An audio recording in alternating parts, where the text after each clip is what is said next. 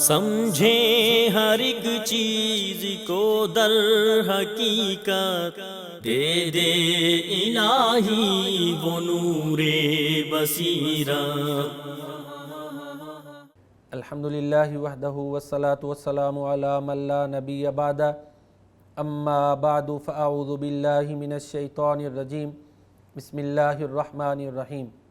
قل اعوذ برب الفلق من شر ما خلق ومن شر غاسق اذا وقب ومن شر النفاثات فی العقد ومن شر حاسد اذا حسد۔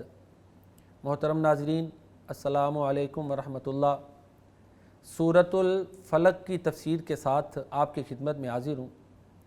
سورۃ الفلق کا ترجمہ سماعت فرما لیں، پھر انشاءاللہ العزیز اس کی اختصار کے ساتھ تفسیر بیان کی جائے گی۔ اللہ رب العزت فرماتے ہیں، قل اعوذ برب الفلق، کہہ دو میں صبح کے رب کی پناہ میں آتا ہوں، من شر ما خلق، اس چیز کی برائی سے جس کو اس نے پیدا کیا، ومن شر غاسق اذا وقب، اور تاریکی کی برائی سے جب وہ چھا جائے، ومن شر النفاثات فی العقد، اور گرہوں میں پھونکے مارنے والیوں کی شر سے، ومن شر حاسد اذا حسد، اور حسد کرنے والے کے شر سے جب وہ حسد کرے۔ تو سورۃ الفلق 5 آیات پر مشتمل ہے۔ اس کے 20 الفاظ اور 76 حروف ہیں۔ سورۃ الفلق اور سورۃ الناس دونوں کو اکٹھا نام دیا جاتا ہے المعوذتین کا۔ المعوذتین کا معنی ہے 2 پناہ دینے والی صورتیں۔ تو یہ عظیم ترین صورتیں ہیں، جو ان کو پڑھتا ہے اور اس نیت سے پڑھتا ہے کہ اللہ اس کو پناہ عطا فرمائیں، تو یہ صورتیں پناہ عطا فرماتی ہیں، اور ان سے بڑھ کر کوئی کلام ایسا نہیں جو اللہ کی بہترین پناہ عطا کر سکے۔ سورۃ الفلق کا نام الفلق اس لیے ہے کہ اس کی پہلی آیت مبارکہ کا آخری لفظ ہی الفلق ہے۔ سورۃ الفلق اور سورۃ الناس یہ دونوں اکٹھی نازل ہوئیں۔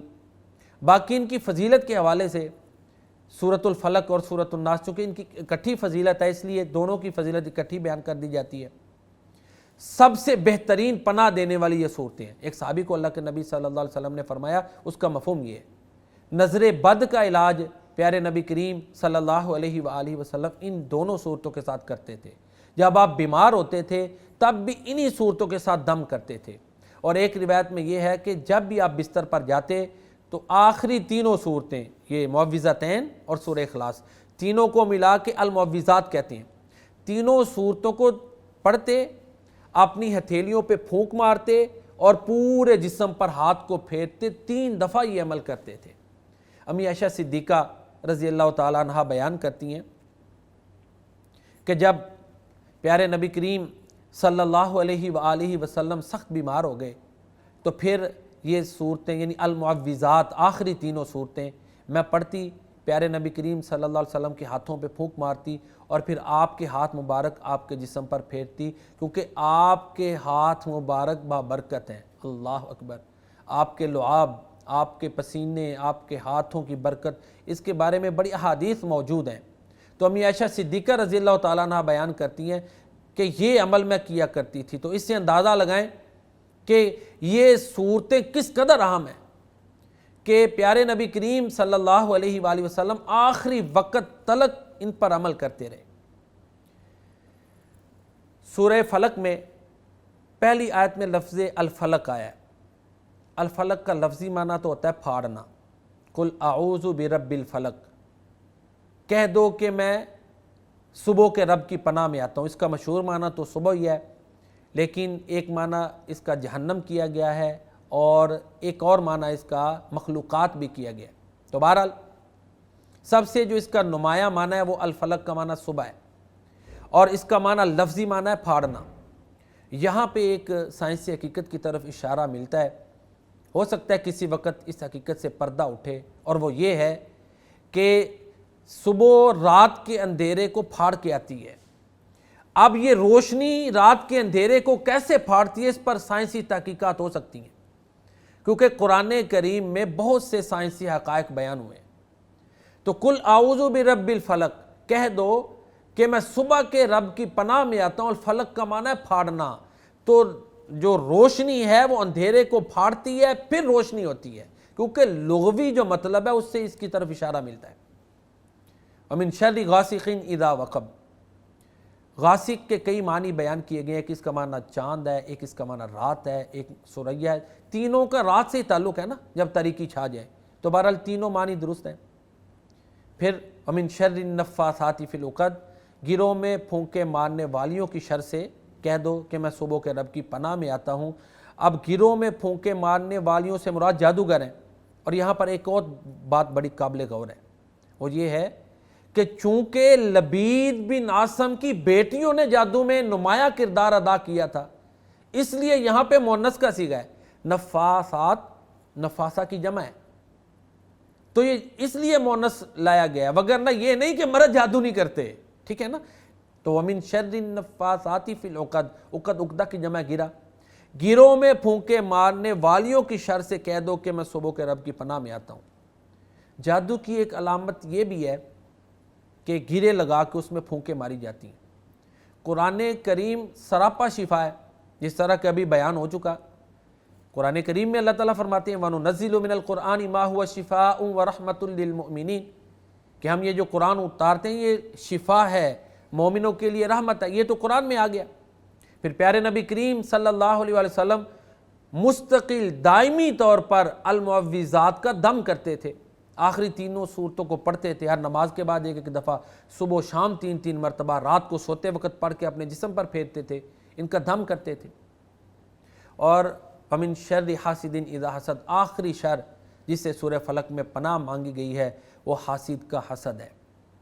سورہ فلق میں اور سورہ ناس میں ایک نقطہ بڑا قابل غور ہے، اور وہ یہ ہے کہ سورۃ الفلق میں اللہ تعالیٰ کی ایک صفت بیان ہوئی ہے، کہہ دو کہ میں صبح کے رب کی پناہ میں آتا ہوں۔ صفت ایک کہ وہ صبح کا رب ہے، اور وہ برائیاں جن سے پناہ مانگی گئی ہے وہ چار ہیں: مخلوقات کا شر، اندھیرے کا شر، جادوگروں کا شر اور حاسد کا شر اور برائی۔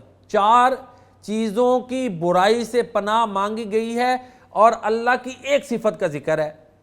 اب سورۃ الناس کو دیکھیں، اس میں اللہ تعالیٰ کی تین صفات مذکور ہیں کہ وہ رب الناس ہے، وہ لوگوں کا بادشاہ ہے، وہ لوگوں کا معبود ہے۔ تین صفات اللہ تعالیٰ کی بیان ہوئی ہیں، لیکن شر ایک ہے جس سے اللہ کی پناہ مانگی گئی ہے، اور وہ وسوسے ہیں۔ وسوسوں کی جو تباہی ہے وہ انشاءاللہ جب سورۃ الناس کی تفسیر بیان ہوگی انشاءاللہ تو اس میں اس کی تفصیل سے وضاحت ہوگی۔ تو وسوسوں کی جو برائی ہے نا، شر، اس کا تعلق ایمان سے ہے۔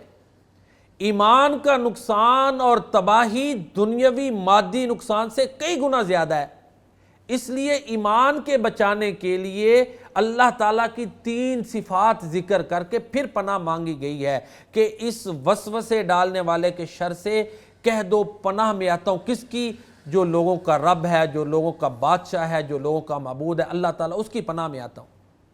تو یہ سورۃ الناس اور سورۃ الفلق میں اس حوالے سے بھی ایک کمپیئر اور موازنہ ہے کہ سورۃ الناس میں تین صفات ہیں، ایک چیز کے شر سے پناہ مانگی گئی ہے، جبکہ سورۃ الفلق میں اللہ تعالیٰ کی ایک صفت بیان کی گئی ہے اور چار چیزوں کے شر سے پناہ مانگی گئی ہے۔ حاسد کے شر سے پناہ مانگی گئی ہے، کیونکہ حاسد جو ہے وہ کسی بھی حد تک نقصان پہنچانے میں جا سکتا ہے۔ تو یہ دونوں صورتیں المعوذتین بہترین پناہ دینے والی صورتیں ہیں، اور ایک مسلمان کا یقین کامل ہونا چاہیے، اعتقاد کامل ہونا چاہیے کہ یہ صورتیں اس کو مکمل پناہ دیں گی، کیونکہ پیارے نبی کریم صلی اللہ علیہ وسلم نے فرمایا کہ جتنی بھی چیزیں پناہ دینے والی ہیں ان میں سب سے بہترین پناہ دینے والی یہ دونوں صورتیں ہیں۔ تو یقین پختہ ہونا چاہیے تو کلام الہی پر، اس کی تاثیر پر، اس کی شفا پر، اور پیارے نبی کریم صلی اللہ علیہ وآلہ وسلم کی بشارتوں پر، اور جو چیزیں آپ نے بیان کی ہیں ان پر ہمارا یقین کامل ہونا چاہیے کہ واقعی ویسے ہی ہیں جیسے قرآن میں آ گئیں اور جیسے ہمارے پیارے نبی صلی اللہ علیہ وآلہ وسلم نے بیان فرما دیں۔ تو یہ سورۃ الفلق، سورۃ الناس بہترین معوذتین ہیں۔ اللہ رب العزت کی بارگاہ میں دعا ہے کہ اللہ تعالی ہمیں قرآن کریم کو پڑھنے، سمجھنے اور اس پر عمل کرنے کی توفیق عطا فرمائے۔ اللہ رب العزت قرآن کریم کو ہمارا سفارشی بنائے اور ہمارے لیے اس کو حجت بنائے۔ وآخر دعوانا ان الحمد للہ رب العالمین۔ سبحانک اللہم ربنا وبحمدک، نشہد ان لا الہ الا انت، نستغفرک ونتوب الیک۔